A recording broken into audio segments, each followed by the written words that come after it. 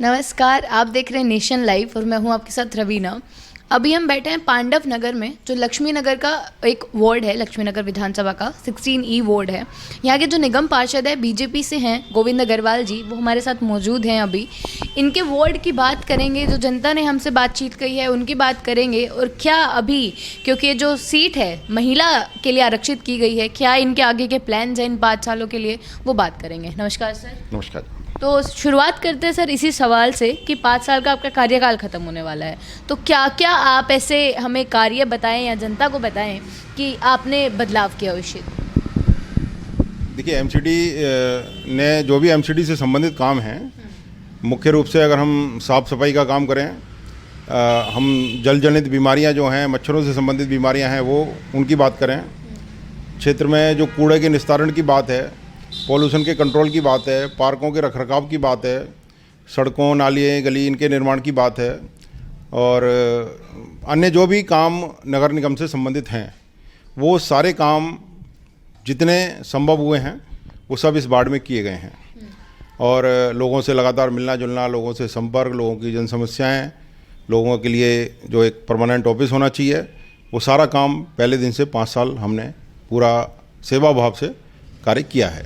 लेकिन सर, जनता से बातचीत करके ये बात सामने आई है कि जितनी उन्होंने आपसे उम्मीदें लगा रखी थी जब 2017 में इलेक्शन हुआ था और उन्होंने अपना वोट दिया आपको, उतनी उम्मीदों पर आप खरा नहीं उतर पाए हैं, ऐसा क्यों सर? नहीं, देखिए, जनता की उम्मीद क्या थी, वो तो आपने जनता का सर्वे किया है तो आपको पता होगा, या तो आप मुझे बताएं कि क्या उम्मीद ऐसी थी। लेकिन आप भी तो बीच में जाते होंगे ना सर, लोगों के बीच में, तो आप बातचीत। हम तो 365 दिन सड़क पे ही रहते हैं, लेकिन जो कुछ भी कहा गया, देखिए, नगर निगम के पास एक सीमित साधन है, सीमित अधिकार हैं, सीमित हमारे पास फंड है, उसका जो भी सदुपयोग हो सकता था वो हमने किया है। और मुख्य रूप से जो मैंने जैसे कहा आपको कि सफाई व्यवस्था की जहाँ तक हम बात करें, तो अगर मैं बताऊँ, मैं निर्माण समिति का पूर्वी दिल्ली नगर निगम का चेयरमैन हूँ। हमने पूरी दिल्ली से 200 से अधिक खत्तों को हम समाप्त कर चुके हैं पूर्वी दिल्ली में, हमारे अपने वार्ड में भी, और पूरी दिल्ली के 64 वार्डों में 37 कंपैक्टर मशीन हमने लगाई हैं, और हम कूड़े का निस्तारण कर रहे हैं। कूड़ा जो 7 टन कूड़ा सड़क पे फैलता था, आप जाओगे देखोगे कि जगह जगह कूड़ा घर थे। हमारे गणेश चौक पे हमारे पास यहाँ था, हमारा उत्सव वाटिका गणेश नगर में है, वहाँ था, राधू पैलेस के पास था, संजय पार्क सकरपुर में था। ये सारे जो कूड़ा घर थे जिनसे लोग बहुत परेशान थे, सड़कों पर रात दिन कूड़ा बिखरा रहता था, वो सब जगह से कूड़ा घर खत्म हो चुके हैं, कंपैक्टर मशीनें लग चुकी हैं। जी। तो सर, जैसे बीजेपी के पास एक जो अब मुद्दा चल रहा है फिलहाल में, वो है केजरीवाल जी के अगेंस्ट कि ठेके खोले जा रहे हैं। लेकिन सर, वही बात है कि इतने समय से अब एक ही मुद्दा उठाए जा रहे हैं, चुनाव भी नज़दीक हैं, क्या और मुद्दों की कमी हो गई है? क्या फिर केजरीवाल सरकार के खिलाफ आपको और कुछ मिल नहीं पा रहा है? नहीं, ऐसा नहीं है। केजरीवाल के पास के खिलाफ ही सब कुछ है। केजरीवाल जी सिर्फ एडवर्टाइजमेंट में हैं। पंजाब में जाके देखिए, शराब, आप कह रहे हो कि हम 2-3 महीने से मुद्दा उठा रहे हैं, हम मान रहे हैं कि जब नवंबर में ये पॉलिसी लाए केजरीवाल जी, हम उसी दिन से विरोध कर रहे हैं। चुनाव अब आए हैं, अप्रैल में चुनाव होने हैं, नवंबर में चुनाव नहीं थे। लेकिन सर, अब इतनी तेज़ी हो गई है कि भाई वहाँ पे जो, अगर हम एसडीएमसी की बात करें तो वो लगवाए जा रहे हैं कि भाई लोग साइन करेंगे और वो बाद में बीजेपी वाले बताएंगे कि इतने लोग इसके खिलाफ है, ये सब कुछ है। तो नवंबर से अभी तक अभी क्यों, मतलब इतनी तेज़ी क्यों? नहीं, देखिए, भारतीय जनता पार्टी शराब की नीति का विरोध कर रही है। अब चुनाव हैं या नहीं है, इस बात से इस वक्त का कोई मतलब नहीं है।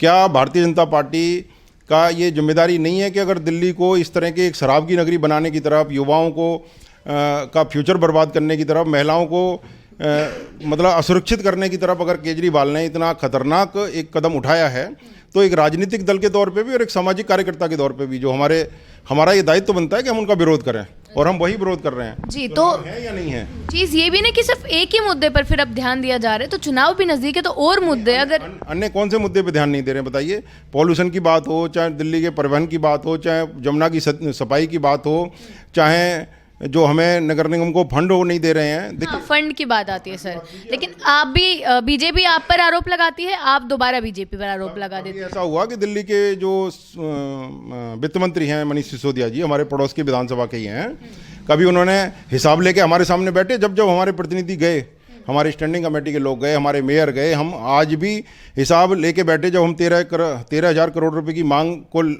लेके गली गली प्रदर्शन हमने किया, 13 दिन से ज़्यादा हमारे मेयर तीनों एमसीडी के और पूरी टीम लगभग 30-40 हमारी महिला निगम पार्षद उनके घर के बाहर धरने पे बैठे रहे, रात दिन बरसात में सर्दी में। वो एक गैर जिम्मेदार मुख्यमंत्री, उनकी जिम्मेदारी नहीं थी कि वो उनसे आके मिलते भी क्या? अगर केंद्र सरकार से उनका जो ड्यू है उनको भी तो मिलता है ना समय पे। देखिए, स्थानीय निकाय को कोई भी पैसा देना है वो राज्य सरकार की जिम्मेदारी है। ये देश का, दुनिया का नियम है, संवैधानिक व्यवस्था है। केजरीवाल जी से जो हम अपना हक मांगते हैं वो हक मांगते हैं, भीख नहीं मांगते उनसे। हम 12.5% का हक हमारा बनता है। उनके जो टोटल रेवेन्यू है 70,000 करोड़ रुपए का वो बजट लेके बैठे हैं। हमारे पैसे क्यों नहीं देते वो? हम पैसे क्या किस लिए मांगते हैं? हमारे अभी भी आप देखोगे 3-3, 4-4 महीने की तनख्वाहें हमारे कर्मचारियों की, अधिकारियों की ड्यू हैं।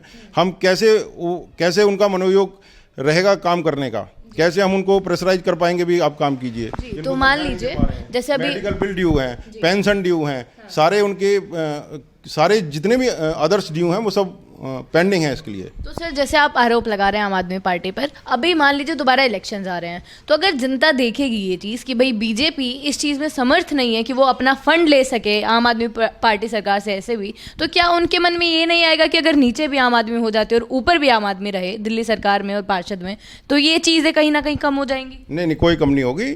लोग देख रहे हैं कि दिल्ली का जिस तरह बुरा हाल हो चुका है, दिल्ली में जैसे उनको चुन के भेजा है वो कोई काम नहीं करते। दिल्ली को शराब युक्त बना रहे हैं, शराब के ठेके खुल रहे हैं और पंजाब को शराब मुक्त, नशा मुक्त बनाने की बात कर रहे हैं।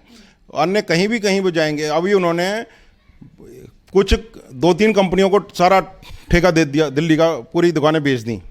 हज़ारों करोड़ रुपया उन्होंने उसकी आड़ में भ्रष्टाचार किया। और वो पैसा कहाँ लग रहा है उनके पास? कहाँ से पैसा आ रहा है? 10,000 करोड़ रुपया वो जो अन्य स्टेट में जाके चुनाव लड़ रहे हैं, पैसा फूंक रहे हैं, कहाँ से पैसा आ रहा है आप बताइए? तो इस तरह से वो सारी दिल्ली, सारी पूरा देश उनकी स्टडी को समझ चुका है कि उनका काम है झूठ बोलना और भाग जाना और बाद में सॉरी बोल देना। उनको कहीं दिल्ली में तो वो पिछली बार भी थे, दिल्ली की सत्ता में तो वो पिछली बार भी थे जब 2017 में चुनाव हुए। पूर्ण बहुमत से तीनों निगमों में भारतीय जनता पार्टी आई, तो फिर से भारतीय जनता पार्टी आएगी। दिल्ली की लेकिन जी उनका कहना है कि जब शुरुआत थी उनकी पार्टी की, वो तैयारियां कर रहे थे, इतनी जल्दी वो अच्छे से नहीं कर पाए, उनके पास इतने लोग नहीं थे या इतने अच्छे लोग नहीं थे। लेकिन अब जब इतना समय हो गया है उनको, अब उनके पास इतने रिसोर्सेज है, अब उनके पास ऐसे आदमी हैं जो जनता के लिए काम करते हैं और जनता उन पर विश्वास रखती है। नहीं, कोई विश्वास नहीं रखती है। विश्वास की तो आपने देखा ही, हमारे पड़ोस की गीता रावत जी को अभी भ्रष्टाचार की जिसकी वो बात करते हैं, रंगे हाथ पकड़ा गया, अभी तक वो तिहाड़ जेल में है। तो केजरीवाल जी और उनकी सारी टीम, पहले भी उनके लिए नया नहीं है, फर्जी मार्कशीट और भी क्या क्या अनैतिक काम उनके विधायकों द्वारा, उनके निगम पार्षदों द्वारा लगातार किए जा रहे हैं। दिल्ली दंगे को भड़काने का जो अपराधी है ताहिर हुसैन, वो उनकी पार्टी का निगम पार्षद चुना हुआ। तो दिल्ली की जनता जानती है, उनके पास कुछ नहीं है कहने के लिए, वो सिर्फ अपनी खाल बचा रहे हैं इस समय बस। अच्छा। तो सर जैसे अभी इलेक्शंस आने वाले हैं, बहुत नज़दीक हैं, एक और आरोप है बीजेपी पे कि पिछली बार जब 5 साल पहले इलेक्शंस हो रहे थे तो क्या बीजेपी ने दाव खेला था कि सारे चेहरे बदल दिए थे हर सीट पे, कि वो जो हमारा पार्षद था चलो वो भ्रष्टाचार था, अब नहीं होगा। लेकिन अब उनका कहना ये है कि अब जो जनता है अब वो स्मार्ट हो चुकी है, जनता इन सब चीज़ों में नहीं फंसने वाली है। अगर आपने काम किया होगा या अगर रोटेशन भी हो गई है तो तब भी आपको वोट नहीं मिलेंगे। ऐसा नहीं है। रोटेशन प्रक्रिया ना तो ये भारतीय जनता पार्टी के हाथ में है, ना आम आदमी पार्टी के हाथ में, ना कांग्रेस के हाथ में है। ये एक पूरे देश में प्रक्रिया लागू है। जैसे अपने यूपी में, बिहार में, कहीं भी अन्य स्टेट में आप जाएंगे तो वहाँ भी प्रधान हैं वगैरह हैं, तो उनकी रोटेट होती रहती हैं रिजर्व सीटें एससी के लिए, महिलाओं के लिए। तो वही सेम प्रक्रिया यहाँ है। ये तो चुनाव आयोग ने की प्रक्रिया के तहत वार्ड बदले गए हैं। तो जहाँ महिला सीट हुई है वहाँ महिला भारतीय जनता पार्टी की लड़ेगी, जहाँ पुरुष सीट हुई है जी जी जी, हमारे पास कोई कार्यकर्ताओं की कमी तो है नहीं जी। एक और चीज़ जो भारतीय जनता पार्टी उन पे बार बार वो करती है आम आदमी पार्टी पे कि फ्री बिजली फ्री पानी वो दे रहे हैं, फ्री बिजली फ्री पानी वो दे रहे हैं। लेकिन फिर केजरीवाल जी भी यही बोलते हैं कि अगर आप इस चीज़ पर इतना बोल रहे हैं तो आप इतने वो बनिए अपने आप में कि आप भी लोगों को ये दे सके। तो आपको क्या लगता है? देखिए, आपको एज ए पत्रकार और एज ए वर्तमान यंगस्टर आप युवाओं को प्रतिनिधित्व करते हैं। मैं आपसे पूछूं, क्या ये फ्री की ऑफर किसी भी समस्या का समाधान है? किसी भी देश को, समाज को समृद्ध कर सकती हैं ये चीज़ें? कभी जो लोग पेमेंट कर सकते हैं, जो समर्थ हैं पेमेंट करने में, उनको पेमेंट करनी चाहिए। देखिए, सरकारी बजट भी बनते हैं तो बजट में क्या होता है, चाहे हमारा एमसीडी का ही बजट हो, क्या होता है कि जो लोगों से हम ले सकते हैं उनसे लेकर जिन लोगों को ज़रूरतमंद है उनको दें। यही तो सामाजिक व्यवस्था, सरकारों का यही तो काम है ना, कि जन कल्याण मतलब सभी का कल्याण करना है। जो देने में समर्थ हैं उनसे लेना है, और जो समर्थ नहीं है, किसी कारण से आर्थिक तंगी में है, उनको सरकार सपोर्ट करे। देश भर में यही हो रहा है ना। अगर जनधन खाते की बात करें, गरीबों को लाभ पहुंचाने की बात करें, 80 करोड़ जनता को मोदी जी पिछले 2 साल से राशन दे रहे हैं, उसकी बात करें, बेघरों को घर देने की बात करें, बीमा देने की बात करें, तो जिनको आवश्यकता है उनको दिया जा रहा है, जिनको आवश्यकता नहीं है उनको नहीं दिया जा रहा। और जो बहुत ज़्यादा बड़े कॉरपोरेट हैं, जो व्यवसायी हैं, जो आर्थिक रूप से संपन्न लोग हैं, वो टैक्स देते हैं, उस पैसे से ये सब कुछ होता है। तो सबको फ्री कर देना, एक मजदूर महिला को भी बस में फ्री कर देना, और जो महिला 1 लाख रुपए महीना तनख्वाह लेती है उसको भी बस में फ्री कर देना। लेकिन सर आपको लगता है देश और समाज कभी विकसित हो पाए? लेकिन सर जो महिला 1 लाख रुपए अगर तनख्वाह ले रही है महीने की, तो आपको लगता है कि वो डीटीसी में ट्रैवल कर रही होगी? नहीं कर रही होगी। तो लेकिन तो टारगेट तो वही है ना सर कि डीटीसी में कौन लोग ट्रैवल करेंगे? अगर हम मेनली बात करें, सब ऑलमोस्ट वही लोग जिनकी आय कम है। फ्री बिजली, फ्री पानी, 200 यूनिट किसके घर में आता होगा?